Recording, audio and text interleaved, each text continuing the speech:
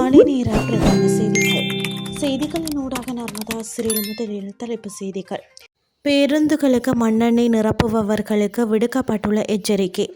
மகர சிறைச்சாலையில் அமைதியின்மை, ராகமா போலீஸ் பிரிவில் உடனடி ஊரடங்கு சட்டம். பாதுகாப்பு வாக்குறுதியிலிருந்து பின்வாங்கிய ட்ரம்ப், உக்ரைனை தாக்கிய ரஷ்யாவின் 27 பாலிஸ்டிக் ஏவுகணைகள். இனி விரிவான செய்திகள்.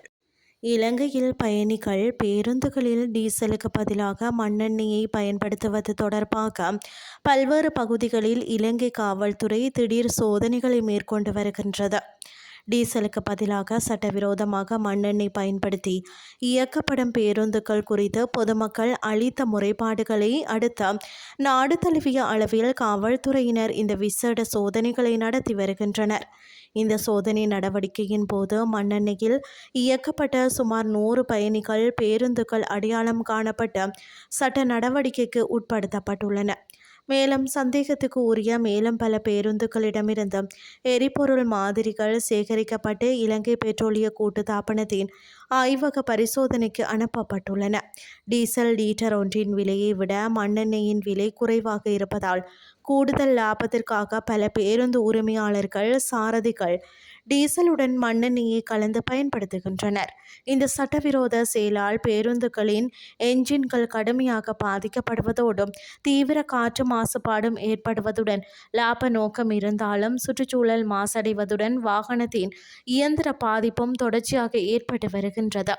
அத்துடன் கான்கள் அல்லது கொள்கலன்களில் சாதாரண அளவுக்கு அதிகமாக மண்ணெண்ணெய் வாங்குபவர்கள் குறித்து எரிபொருள் நிரப்பு நிலைய உரிமையாளர்கள் விழிப்புடன் இருக்க வேண்டும் எனவும், பேருந்துகளுக்கு மண்ணெண்ணெய் விநியோகிக்கவோ அல்லது பயன்படுத்தவோ துணை போகக்கூடாது என காவல்துறை போக்குவரத்து பிரிவு அறிவுறுத்தியுள்ளமை குறிப்பிடத்தக்கது.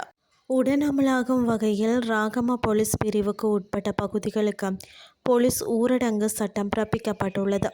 மறு அறிவித்தல் வரை இந்த ஊரடங்கு சட்டம் அமுலில் இருக்கும் என அறிவிக்கப்பட்டுள்ளது. மகர சிறைச்சாலையில் நேற்று ஏற்பட்ட அமைதியின்மையை கருத்தில் கொண்டு இந்த நடவடிக்கை எடுக்கப்பட்டுள்ளது. இனி வெளிநாட்டு செய்திகள்.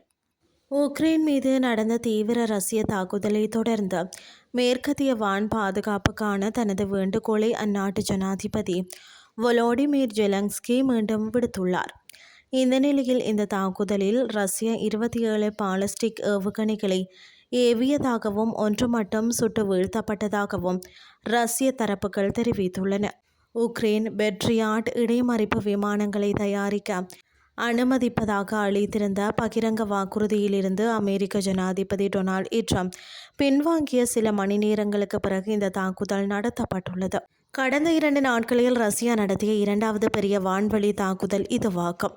பரந்த போர் முனையில் முன்னேறுவதற்கு உக்ரைன் போராடி வரும் நிலையில் அங்குள்ள முக்கிய பாதுகாப்பு அமைப்புகளின் பற்றாக்குறையை அம்பலப்படுத்தவே ரஷ்யா இந்த தாக்குதலை நடத்துவதாக இராணுவ தரப்புகள் அறிவித்துள்ளன.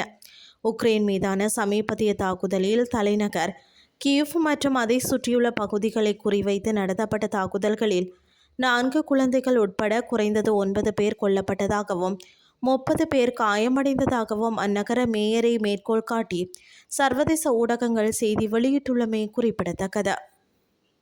இத்துடன் செய்திகள் யாவும் நிறைவடைகின்றது. அடுத்த இரவு 8:30 எதிர்பாருங்கள். நன்றி.